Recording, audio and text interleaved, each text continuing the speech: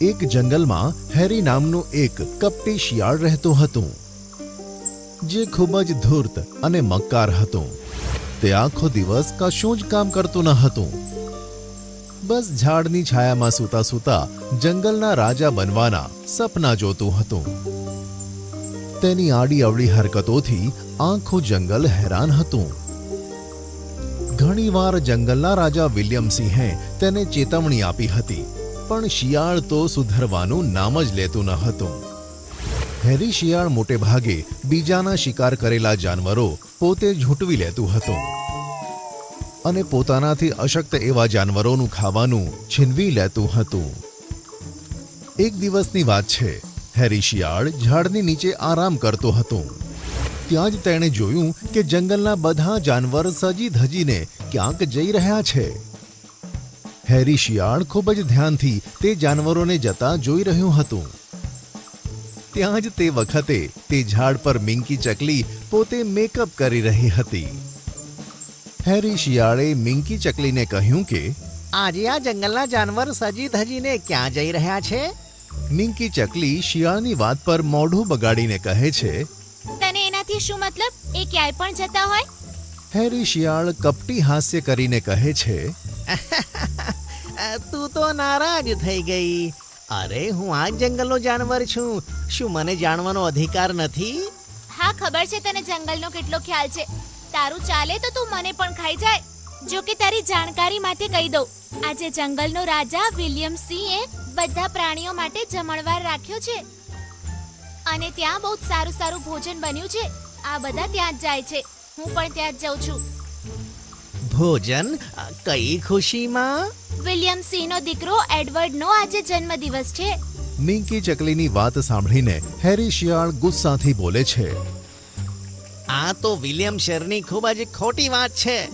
જંગલના બધા જાનવરોને ઇન્વાઇટ કર્યા, પણ મને ઇન્વાઇટ કેમ ના કર્યું? શું આ જંગલનો જાનવર નથી? પહેલા તું એ લાયક બન કે તને કોઈ ઇન્વિટેશન આપે. તું તો બધા જાનવરોનું ખાવાનું ચોરી લે છે. તારી જાણકારી માટે જણાવી દઉં, તું ત્યાં ભટકતો પણ નહીં. યાર, વિલિયમ રાજાની આ વાતનું મને ખૂબ જ ખોટું લાગ્યું. જ્યારે હું આ જંગલનો રાજા બનીશ ત્યારે બધા નિયમો બદલી નાખીશ. હેરી શિયાળની વાત પર મિંકી ચકલી જોર જોરથી હસીને કહે છે, સપના જોવાનું મૂકી દે શિયાળ. શિયાળ કોઈ દિવસ રાજા ના બને. જંગલનો રાજા સિંહ જ હોય. આ જન્મમાં તો તું રાજા ક્યારેય નહીં બની શકે. હવે હું જાઉં છું, મને લાગી છે ભૂખ. આટલું કહીને મિંકી ચકલી ઉડી ગઈ અને શિયાળ ગુસ્સામાં પોતાના દાંત કચડવા લાગ્યો. પણ શું, સરસ પકવાનોના નામ સાંભળીને શિયાળના મોઢામાં પાણી આવી ગયું. હેરી શિયાળ બોલાવ્યા વગર જ વિલિયમસિંહને ત્યાં મિજબાની કરવા ગયો. જ્યારે વિલિયમ શેરે તેને ત્યાં જોયું ત્યારે તે ગુસ્સાથી લાલ પીળા થઈ ગયા, પણ પોતાના ગુસ્સાને દબાવીને બોલ્યા કે જો મેં તને જમણવારમાં ઇન્વાઇટ નથી કર્યું, પણ જો આવ્યો છે તો પેટ ભરીને ખા અને અહીંથી જતો રહે. અને શિયાળ ચૂપચાપ ખાવાનું ખાવા લાગ્યો. ત્યાં જ તેની નજર શેરના પુત્ર એડવર્ડ પર પડી, જે સોનાની બંગડીથી રમી રહ્યો હતો. સોનાની બંગડી જોઈને શિયાળના મોઢામાં પાણી આવી ગયું અને તે મનમાં ને મનમાં બોલ્યું કે જો આ બંગડી મારા હાથમાં આવી જાય તો તેને વેચીને હું ખૂબ જ ધનવાન બની શકું છું.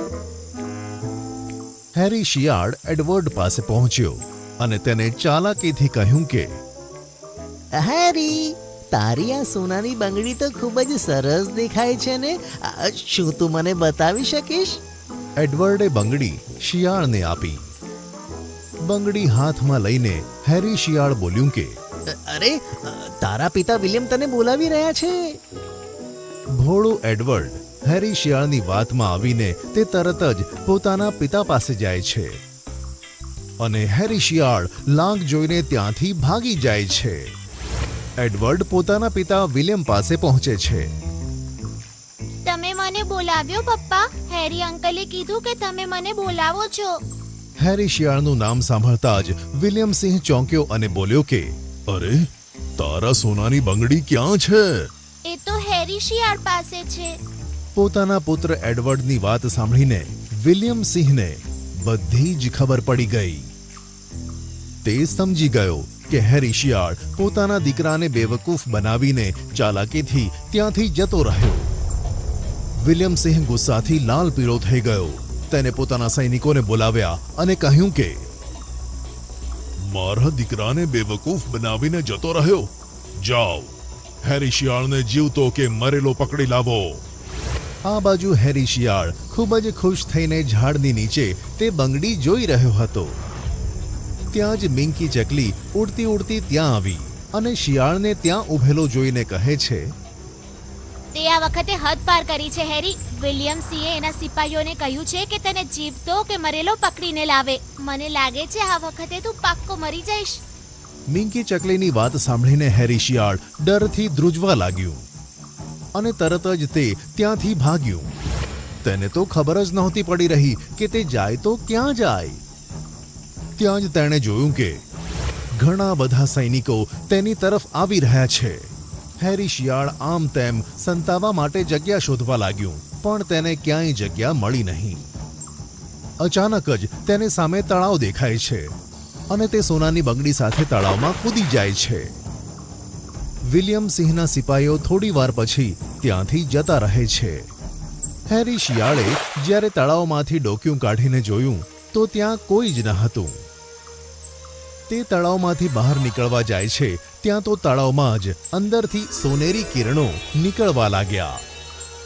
એક સુંદર પરી તળાવમાંથી નીકળીને તેની સામે આવી. હું એક શ્રાપના લીધે વર્ષોથી આ તળાવમાં કેદ હતી. મને આપેલો શ્રાપ ત્યારે જ તૂટતો જ્યારે કોઈ આળસુ જાનવર સોનાની કોઈ વસ્તુ લઈને આ તળાવમાં ડૂબકી લગાડતું. તારા લીધે હું આ શ્રાપમાંથી મુક્ત થઈ.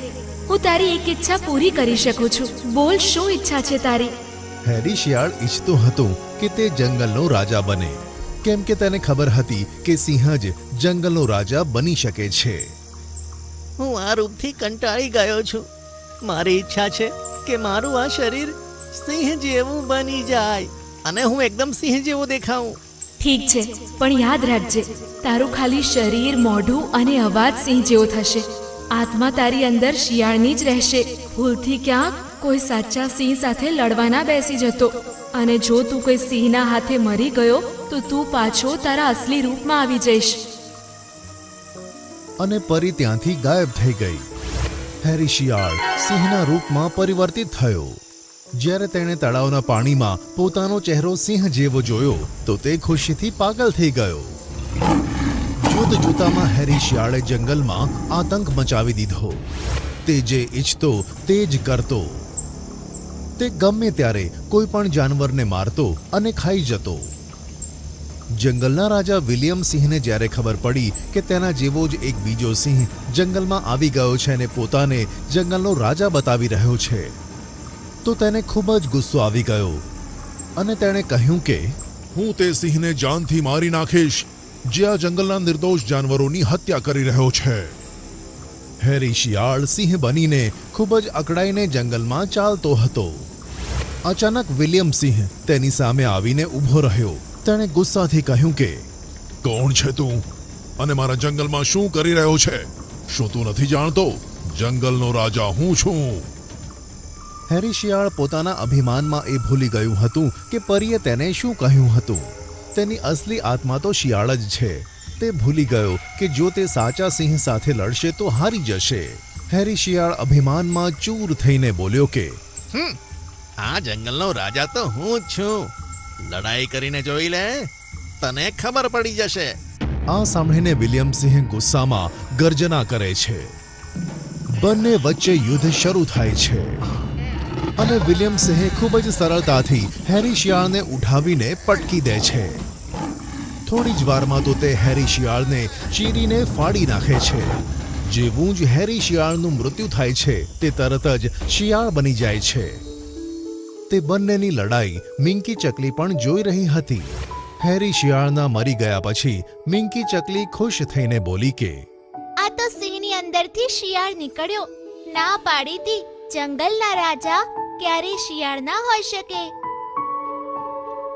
ત્યાર પછી જંગલના બધા જાનવર ખુશી ખુશી રહેવા લાગ્યા.